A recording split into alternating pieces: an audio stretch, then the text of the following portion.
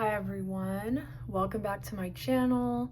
Today we're doing 8 ways to use magazine images in your journal. So if you watched my last video, I harvested a magazine and kind of found a bunch of images or backgrounds or what have you that I wanted to save for my scrapbooking and journaling. So now I'm going to show you what I ended up doing with some of those images. So number one, this is kind of obvious, but you can use an image as a large focal point on a page. So all I did here was cut out the image, add this text, which was also from the same magazine, and I backed the whole thing onto a piece of a paper bag. So this is obviously super simple, and after this I could glue this into a journal or even have it like flip or use it as a pocket, whatever I decide to do, but that's super easy. Next idea also with large images would be to use the image as a tip-in, flip, or an insert. So with this one, I saved the whole large image because I really like the whole thing. And then I added this text, which again was from the same magazine, but just from a different section. And I cut it up so that it would fit here. And then I backed all of that onto green cardstock. And I used my scoreboard to make a line here. You don't have to have a scoreboard for that. You can easily just fold it and press it down and it'll work the same way. But the idea is that now that it has this fold, I can glue this part down into my journal and it will act as a flip. Okay, I just went and grabbed this nature themed journal that I'm working on so that I could add this to it, and I realized I did not actually fold this correctly, but that's okay because we're still gonna use it and we're gonna figure it out. So I just previously said that I folded it and the plan was to glue it here on this strip. But if I were to do that and glue it down like this, it would fold like this and it would cover up the binding and then it would close, sticking out completely from the journal, which is not what I want. And then if I glued it on this side, it would just fold like that. So I actually folded it wrong, so don't follow those instructions. Probably best to have the journal that you're placing it in so you kind of can test it out beforehand, but it's okay. I'm just going to glue it on this side and I'll lose a little bit of that image, but that's okay. And it'll just fit snugly right here in the spine, and then it will act as a flip in the journal and give me some additional space, and it won't stick out too far. It will actually be just fine and you won't even see it sticking out. So I'm gonna go ahead and do that now.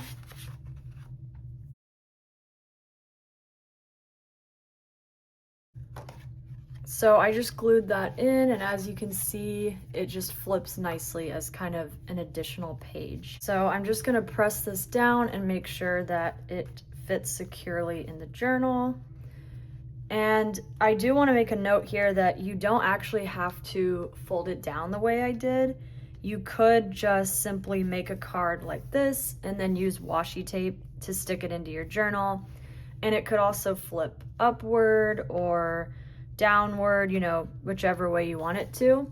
So there's a lot of options with this, and this is just one example of what you could do. I'm gonna go ahead and let this dry while I show you the next element. So the next idea is to use your large images as a cover for a small booklet, notepad, or journal. So I have 2 here that I created, and as you can see, these are large magazine images that I folded in half, and again I glued onto some cardstock. With this one I actually decorated the back a little bit because there was some text over the image. It was like the table of contents for the magazine, so I just covered that up with another magazine image from the same magazine, a little bit of scrapbook paper, and some paper bag. So this was honestly super simple. It probably took me 5 minutes to make. You just need to find a large to medium-sized magazine image that can be folded in half, like so. So you really want an image that you can fold in half and will look nice on both sides. Glue it onto some cardstock and then choose some other papers for your pages. So I have a paper bag. This is a Zara bag. Another magazine image. I like this one a lot, but I'll probably end up covering this with something. Some kind of dyed notebook paper, scrapbook paper, and then the back half of those pages. So it's just a cute small little booklet. Same with this one. This is more of a kind of spacey, funky vibe. I just love this image so much and I wanted to use it. And it's a little too large to kind of glue into my journal. So this is a perfect way to preserve the entire image and be able to look at it fully. This one, I again used some magazine paper, scrapbook paper, paper bag, the same Zara bag. Again, dyed notebook paper, and then that's it. So these are very thin and small, and the idea behind these is that you could tuck them into a pocket in your journal to add some extra writing space as like a little booklet. I wouldn't use this as like a journal in and of itself because it obviously only has like 8 pages. But I think these are cute and I'll definitely tuck them into some journals of mine. The next idea is to use small or medium images as focal points on journal cards.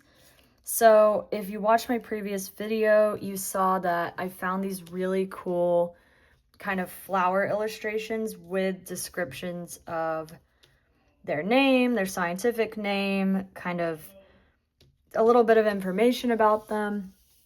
And so I knew I wanted to make some sort of specimen cards or journal cards using these. And I just love how they turned out. This is a really inexpensive way to get those kind of large images and focal points without spending a ton of money on stickers. And for the background here, I used another strip from the magazine, a block of text from the magazine, again, that paper bag, and then scrapbook paper for the base. And for this one, same thing. I just layered some strips from the magazine, paper bag, and a little scrap of paper, and it's super simple. That really only takes about 5 minutes to do, so you could make a ton of these in one session. So I'm gonna look for a place in my journal to tuck these in. It's getting pretty thick, but I'm sure we can find some sort of pocket to put these into. That could work for sure. Let me see if there's anything else. I like this tuck spot, but it already has some stuff in there. This is cool, but I don't think this will fit. Yeah, this is more for smaller cards. So yeah, that's not gonna work.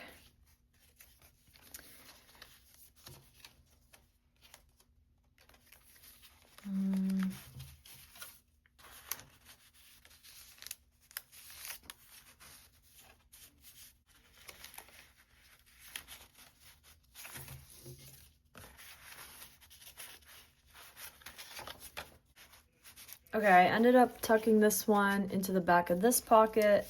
We have this little tag in the front pocket, and then there is actually a third pocket on the back, so I could add more here, but for now, I'm just gonna leave it like that. This is kind of turned into an impromptu flip through. Oh, this could fit perfectly in here. That could be cute. This is kind of a large pocket. I kind of want to add like a tab to this though, so that you can tell that it needs to be pulled out. For now, we're gonna keep it in this guy, and I might change it later, we'll see, but I like it there for now. The next idea is to, when you're looking through your magazine, look for interesting strips of color that you could save, and then use them as layers for a page border, a center band, or collage. So here's just one example that I made. I could have done a lot more, I just didn't have time. But I basically just found interesting colors in the magazine and ripped them into strips. This was a section that had a lot of charts and things, and these were the borders, so I saved all of them. And I just layered them on top of each other, put them on, again, the paper bag I was using, the Zara bag, added a sticker as a focal point, but I could definitely have also used a magazine image as a focal point. And then I just reinforced the back with some index card paper. I find that helps to give some stability because I really like the thickness of index card paper. So that's that, and I'm gonna show you a few more strips that I have so you can kind of get an idea of the types of things I save. I did show this in the previous video as well, but this is my binder of magazine scraps. And so things like this are gold to me. It's some great leaf texture. We've got this dirt and trees. That's perfect too. I have an entire section. I have an entire section of my binder just for backgrounds.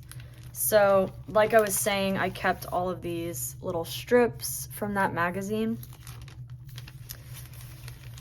And I just look for interesting colors and things that I would use as a layer. So like this, I love the color on that. It's really vibrant. We've also got some wood tones here that could be a good background. So really the sky's the limit with this. Just anything you see in the magazine, even if you don't like the entire image, if the entire image isn't very useful to you, some of the color might be useful. So even if you don't like the image, I would tear it out and start tearing it into strips and see if you could use any of that color as a background. Here's another example of this. This is a page border using a magazine image as a background. So that like grass and flower image is magazine paper, and then I just added stickers on top. And this I actually showed in my making sticker embellishments video. So I am going to find somewhere to add this border, or I might make it a center band. I don't like the word belly band, that's why I keep saying that, because I don't like the word belly. I think it's kind of gross. Could go here, but this is a blank, very blank page, so I kind of want to decorate the page first before I put anything on top of it. This might work because this page is also kind of boring. No, I don't like the red color with that. It already has a flip, so that's too much.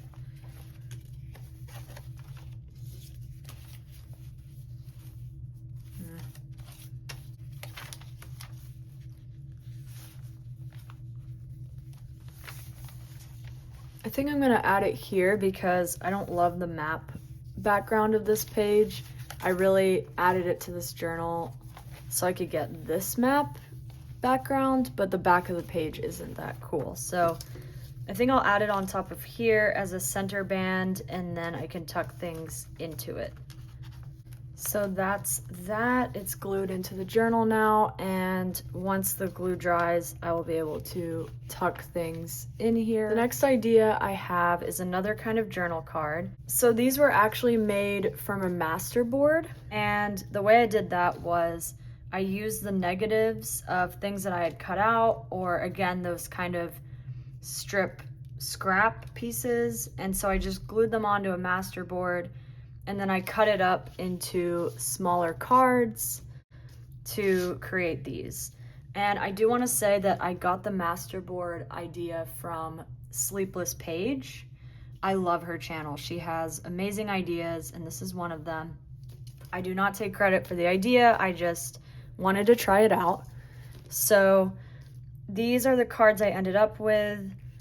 After cutting it down, I basically went through all the images I pulled out and the pieces of text, and I simply just glued them right on top, and it was already kind of decorated and embellished because of the background. So I love how these look. I love how they turned out. I think they're really cool and like collage looking. I mean, it is kind of a collage, I guess, so that would make sense. But yeah, I'm excited about these, and I will definitely be trying this technique again because it was so easy, and now I have a bunch of cool journal cards. And I do have more of these, I just haven't added an image to them yet, so these are the ones I'm showing you. But I think I might try to add this one to my journal because it goes with kind of the botanical theme. I could tuck it right in here in that tuck spot we just made, but it's a little too small. It's gonna slide out. I might even use it as a flip because it's really thick. So let's see. I could put it in here, but it's too similar to this one that we already did. That's already full. There is a tuck spot here. I don't know if that looks too like collage-y though, like we already have these strips, and then this one's also kind of strippy. I don't know. I kind of like it as a flip, or even like a small flip like this. Let me see. I have a flip here. Could I maybe do two? Maybe.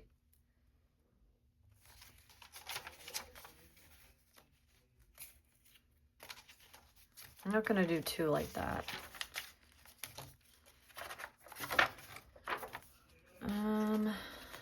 No, that's too much for one page. Could go here.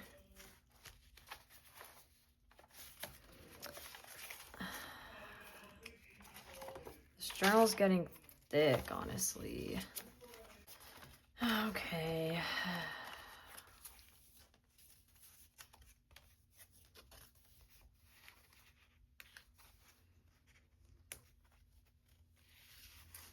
Ooh.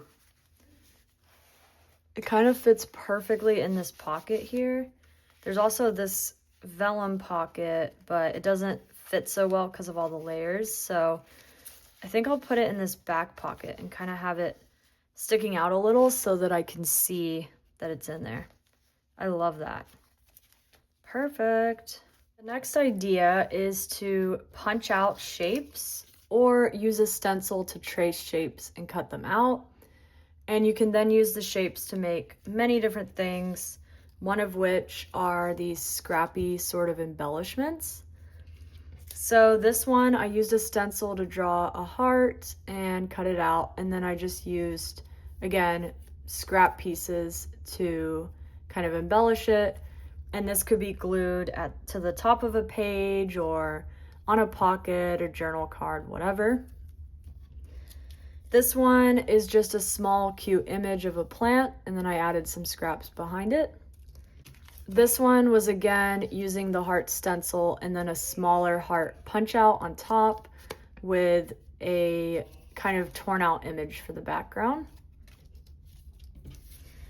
And then these two, I used the negative of the heart punch, and I just glued that negative down onto, again, a bunch of scrap strips. So this is a great way to use up kind of the unusable parts of a magazine.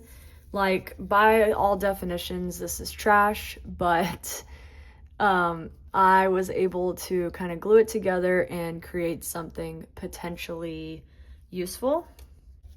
And these might not be for everyone, of course, but I think they're kind of cute to just add to a page or, you know, use as an embellishment. And I did go ahead and add, again, index card strips to the back of each of these just to give them more stability and so they're not so flimsy and floppy. So this journal is getting kind of out of hand and chonky, but I might find a place for this guy to go. No. I think I'm gonna glue it right here onto this notebook paper page. Normally I wouldn't glue things onto notebook paper because it's so thin, but this is also really thin, so I think I'll take the risk. And the fun thing about this is that you can either choose to glue down these strips or just leave them kind of scrappy as sort of a textural element to your journal. So I'm gonna leave mine like this, and I am gonna call that done. And for my final idea, I think I saved the best for last, honestly. But again, we're using these punched out shapes, but this time we're using them to create page borders, pockets or journal cards potentially. This one could also be kind of a tuck spot or pocket. And this one I'm envisioning would kind of stick off the page as a border. This one I really love, well, and this one too. I love the zigzag and the stars, and those were made using a stencil. So basically what I did is I just went through the magazine and I found areas that had good pops of color or just interesting backgrounds that I liked, but I didn't necessarily like the entire image. And then I just went ahead and traced with my stencil, or for these I used a paper punch, flower paper punch, and same for the hearts as well. I did not draw and cut these out. I did cut out the large hearts, but not the small ones. And then I just had to cut them all out, but that's fine. I watched TV and cut everything out and glued them on to strips or what have you.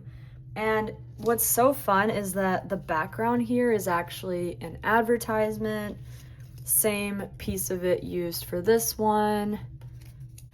And a lot of these punch outs were also from ads, like these, you can see the text here, and this one was as well. So this is just a great way to use parts of the magazine that you probably would have thrown away because they're not super aesthetically pleasing and they're not like cool images that you want to save, but you can still use them. And there's a lot of good color on these advertisements. Like I love all these vibrant colors that I was able to grab. So some of these I did back the shapes onto paper. Like this one I backed onto black paper and cut them out again, which is time consuming, and it does create some cut marks on there, which can be annoying, but I'm cool with it. I think it looks really cool.